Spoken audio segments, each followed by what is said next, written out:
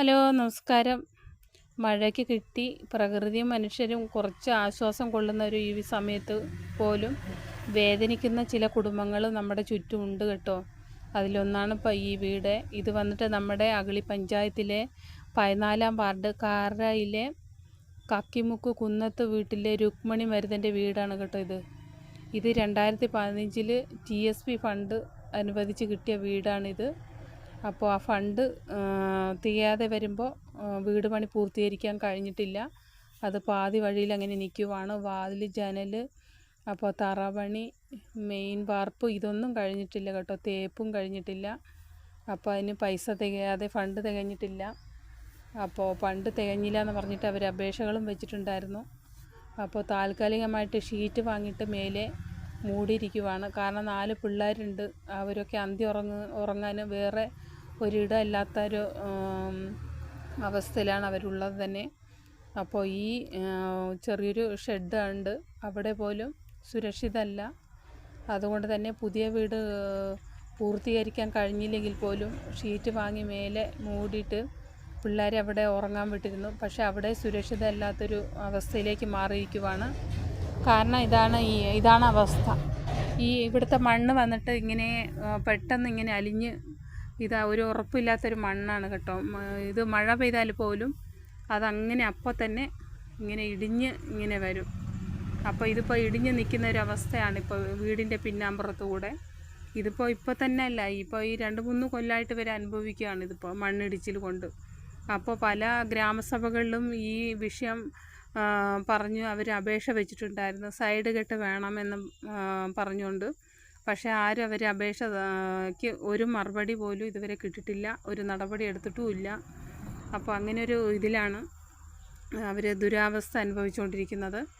അപ്പോൾ ഈ പിന്നാമ്പുറത്ത് ഇടിഞ്ഞ ചെളിവെള്ളം മൊത്തം വീടിൻ്റെ ഉള്ളിൽ ഓരോ മുറിയിലാണ് ഇപ്പോൾ കുന്നുകൂടി കിടക്കുന്നത്. അപ്പോൾ അങ്ങനെ ഇരിക്കുമ്പോൾ ആ പിള്ളേർക്ക് അവിടെ വന്ന് ഒന്ന് നിലത്ത് ഇരിക്കാൻ പോലും പറ്റാത്തൊരു അവസ്ഥയിലാണ് ഇപ്പോൾ അവർ ഈ ദുരാവസ്ഥ അനുഭവിച്ചുകൊണ്ടിരിക്കുന്നത്. അപ്പോൾ അതിലൊന്ന് കസേര വെച്ചിരിക്കാനോ കാല് നിലത്ത് വയ്ക്കാൻ പോലും പറ്റാത്തൊരു ഇതിലാണുള്ളത്. അപ്പോൾ ഇത് വാർഡ് മെമ്പറായാലും വേണ്ടപ്പെട്ട അധികാരികൾ ഇത് ശ്രദ്ധയിൽപ്പെട്ടാൽ അപ്പോൾ ഇതിന് എത്രയും പെട്ടെന്നൊരു നടപടി ഉണ്ടാവണം എന്നുകൂടി ഞാൻ പറയുവാണ്. അപ്പോൾ സൈഡ് കെട്ടായാലും ആ വീടിൻ്റെ ബാക്കി പണി പൂർത്തീകരിക്കാനും വേണ്ട നടപടി ഉണ്ടാവണം. കാരണം പ്രായപൂർത്തിയായൊരു പെൺകുട്ടി കൂടെ കൂടെ ഉള്ളതാണ്. സുരക്ഷിതമായിട്ട് വേറെ ഒരു വീട്ടിലേക്ക് അഭയം തേടി പോകാൻ കഴിയാത്തൊരു അവസ്ഥയിലൂടെയാണ് അവർ കടന്നു പോയിക്കൊണ്ടിരിക്കുന്നത്.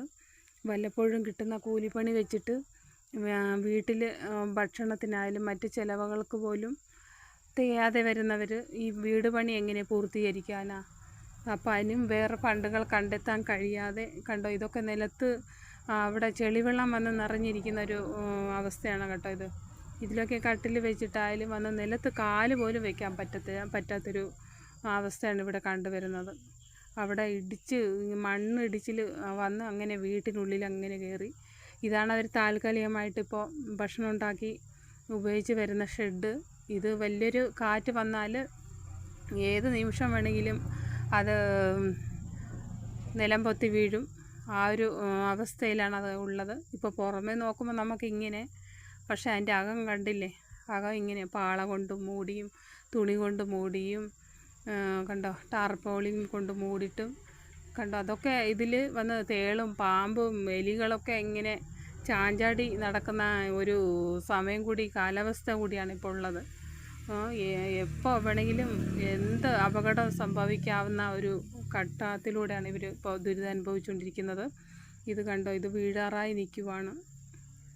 അപ്പോൾ ഇതിപ്പോൾ അവർ എത്ര വട്ടം അവർ പറഞ്ഞു, പലരിടത്തും ST പ്രൊമോട്ടറായാലും വാർഡ് മെമ്പറായ ശ്രദ്ധയിലും പെടുത്തി ഗ്രാമസഭകളിൽ അഭയം തേടി അപേക്ഷ വെച്ചു. അപ്പോൾ നമ്മുടെ ബഹുമാനപ്പെട്ട കലക്ടറിൻ്റെ അദാലത്തിൽ വരെ അവർ പരാതി നൽകി. അപ്പോൾ അത് ട്രൈബൽ ഡിപ്പാർട്ട്മെൻറ്റിന് കൈമാറി നടപടി ഉണ്ടാവാൻ വേണ്ടിയിട്ട്. പക്ഷെ ആരും ഇന്നേ വരെ തിരിഞ്ഞു നോക്കിയിട്ടില്ല എന്നാണ് രുക്മണി പറയുന്നത്. കണ്ടോ, ഇവിടെ മുകളിലൊക്കെ കണ്ടില്ലേ, അവിടെയൊക്കെ വെള്ളം ഇങ്ങനെ ഇറ്റിറ്റ് വീഴുന്നത് കൊണ്ടാണ് ഈ പാത്രങ്ങളൊക്കെ അങ്ങനെ നിരത്തി വെച്ചിരിക്കുന്നത്. അപ്പോൾ ഈ ഒരു ദുരാവസ്ഥയിൽ നിന്ന് ഇവർക്കൊരു മോചനം കിട്ടാൻ വേണ്ട നടപടി ഉണ്ടാവട്ടെ എന്നുകൂടി ഞാൻ പറയുകയാണ്. അപ്പോൾ ഇത് എല്ലാവരും ശ്രദ്ധയിലേക്ക് ഞാൻ കൊണ്ടുവന്ന എന്ന് മാത്രമേ ഉള്ളൂ. അപ്പോൾ എത്രയും പെട്ടെന്ന് ഇവർക്ക് ആ വീട് പണി പൂർത്തീകരിക്കാനുള്ള നടപടി ഉണ്ടാവട്ടെ. അപ്പോൾ സുരക്ഷിതമായിട്ട് ആ മക്കൾക്കെങ്കിലും അവിടെ അന്തിയുറങ്ങാൻ കഴിയട്ടെ എന്നുകൂടി പറയുവാണ്. ഇങ്ങനെയാണ് അവസ്ഥ, ഈ ഷെഡിൻ്റെയൊക്കെ അവസ്ഥ. അത് പറയുവാണെങ്കിൽ ഒത്തിരി പറയാനുണ്ട്, അതിന് സമയപരിധിയുണ്ട്. ഓക്കെ.